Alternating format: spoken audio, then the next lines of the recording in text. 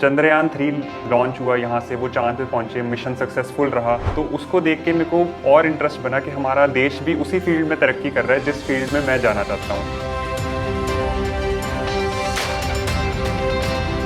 Hello friends, my name is अग्रिम भनोट और मैंने आकाश का 2 ईयर क्लासरूम कोर्स ज्वाइन किया था at Ludhiana branch for JEE main and advance.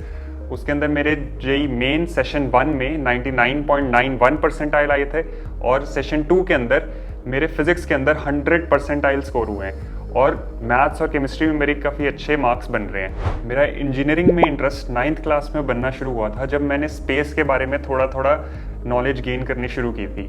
Space की जितनी वास्टनेस है, उसमें कितने अनएक्सप्लोर्ड एरियाज़ है, मून, मार्स, वहाँ पे लाइफ है कि नहीं, उससे मेरे अंदर क्यूरियोसिटी एक पैदा हुई। उसके बाद चंद्रयान 3 लॉन्च हुआ, यहाँ से वो चांद पे पहुँचे, मिशन सक्सेसफुल रहा, तो उसको देख के मेरे को और इंटरेस्ट बना कि हमारा देश भी उसी फील्ड में तरक्की कर रहा है जिस फील्ड में मैं जाना चाहता हूँ। मेरे पेरेंट्स का शुरू से ये ड्रीम था कि मैं इंडिया के टॉप इंजीनियरिंग कॉलेज में से अपना इंजीनियरिंग कंप्लीट करूँ।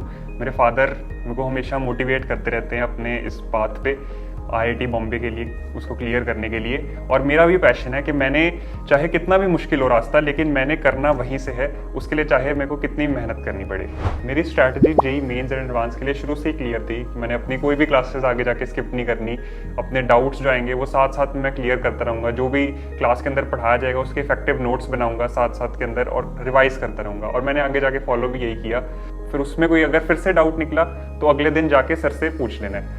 अब उसमें भी सर से मेरे को ऐसा कोई अभी तक वो कभी मेरे को नहीं लगा कि सर मेरे को डांट रहे हैं उसके लिए कि क्यों बेसिक से डाउट्स लेके आ रहे हो आप। जितने भी मेरे डाउट्स थे सर ने अच्छे से क्लियर किए हैं, पूरा डिटेल में जाके समझा के, ताकि वो कंसेप्ट जो है वो कोर से क्लियर हो जाए मेरा।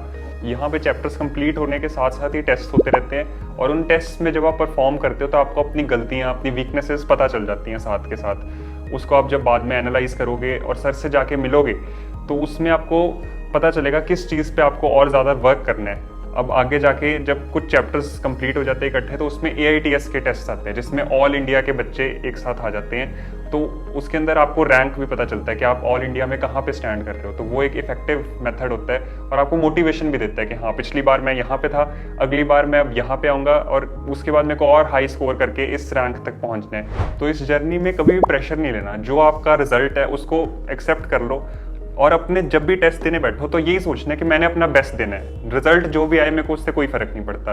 अभी के इस मोमेंट में मैं जो दूंगा अपना बेस्ट परफॉर्म करूंगा। जो अभी तक मैंने सीखा है उसमें मेरे को कॉन्फिडेंस है और बढ़िया ही जाएगा। अगर ये सोच के, इस थिंकिंग के साथ जब भी आप टेस्ट दोगे तो उसके रिजल्ट हमेशा अच्छे आएंगे। इन 2 सालों के अंदर आपको अपनी डिस्ट्रैक्शंस को मिनिमाइज कर लेना है। सोशल मीडिया को जितना ज़्यादा से ज़्यादा अवॉइड कर सकते हो उतना करो। इंस्टाग्राम, फेसबुक, ये सारे आप एक बार के लिए साइडलाइन कर दो, क्योंकि आपको बाद में बहुत टाइम मिलेगा ये करने के लिए। +2 एक बार खत्म हो गया, आपका एडवांस क्लियर हो गया, उसके बाद टाइम ही टाइम है, तब जितना मर्जी आप चाहो वो यूज़ कर सकते हो। लेकिन अभी के लिए इन सबको हटा दो, क्योंकि अभी के जो आप छोटे छोटे ये मज़े ले रहे हो ना, वो बाद में जाके एक रिग्रेट बन जाते हैं। उससे ज़्यादा आपको दुख होता है। बंदा सोचता है कि हाँ, काश मैं उस टाइम पे ज़्यादा पढ़ लेता, काश मैं उस टाइम पे थोड़ा और एफर्ट लगा लेता तो आज मेरा रिजल्ट और अच्छा हो जाए। और वो रिग्रेट बाद में होना नहीं चाहिए।